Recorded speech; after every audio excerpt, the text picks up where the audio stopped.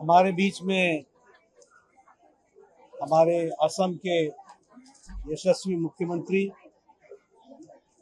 सम्मानीय हेमंत बिस्वा शर्मा डांगोरिया जी और यहाँ उपस्थित मीडिया के लोग, मुझे आज यहाँ शिवसागर में भिगुबर पंचायत में यहाँ नेपाली कोठी में आने का मौका मिला। मुख्यमंत्री जी के साथ मैं देख रहा हूँ कि कितना नुकसान ये बाढ़ के कारण, फ्लड के कारण, जो मौन के तरफ से जो नदी आ रही है उसके माध्यम से यहाँ गांव के गांव तकलीफ में पड़ गए। बहुत ज़्यादा नुकसान हुआ है। नुकसान माल का भी हुआ है, मवेशी का भी हुआ है। बहुत बड़ी संख्या में लोगों को संपत्ति का भी बहुत नुकसान हुआ है। इस दुख भरी घड़ी में हम सब आपके साथ हैं, भारत सरकार आपके साथ है।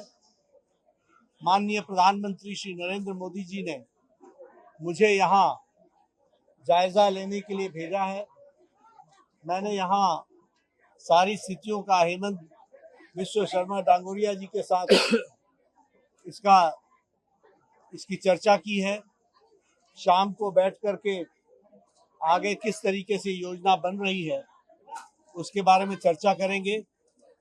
मैं इतना जरूर कहना चाहता हूं कि मुख्यमंत्री जी ने रिलीफ का काम, जो बचाव के दृष्टि से आवश्यक है, उसके लिए बहुत तत्परता से और प्रोएक्टिव होकर समय को ध्यान में रखते हुए पूरी तीव्र गति से यहाँ राहत पहुंचाने का काम किया है और राहत का कार्य बहुत तीव्र गति से चल रहा है।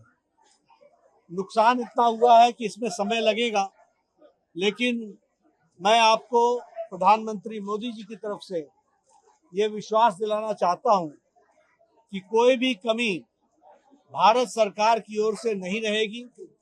चाहे वो आर्थिक मदद की बात हो, चाहे वो बसाने की बात हो, चाहे वो मुआवजे की बात हो, चाहे वो माल मवेशी का जो नुकसान हुआ है उसकी भरपाई की बात हो, सब कुछ पूरी तरीके से आप तक पहुंचेगा। और फिर मैं कहूंगा कि आपके साथ दुख भरी घड़ी में हम सब खड़े हैं। हेमंत दा सारी चीजों की चिंता कर रहे हैं और करेंगे।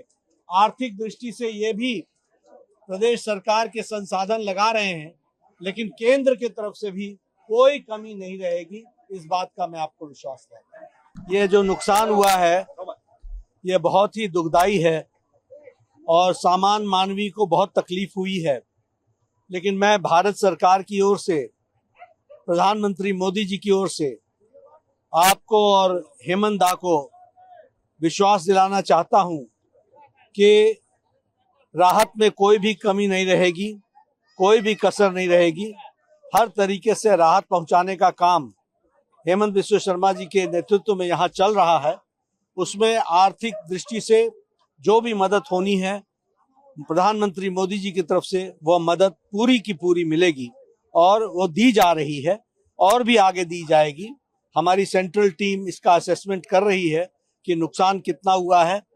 ऐसे समय में मैं यहाँ के लोगों के साथ सहानुभूति भी रखता हूँ और ईश्वर उनको ताकत दे कि वो इस दुख भरी घड़ी को सह सके और पुनर्वास में पूरी ताकत के साथ हमारे लोग लगे हैं, उस पुनर्वास में हम अपना योगदान करें। फ्लड के बाद सर हेल्थ इश्यू का भी सर सारी चीजों की चिंता की जा रही है।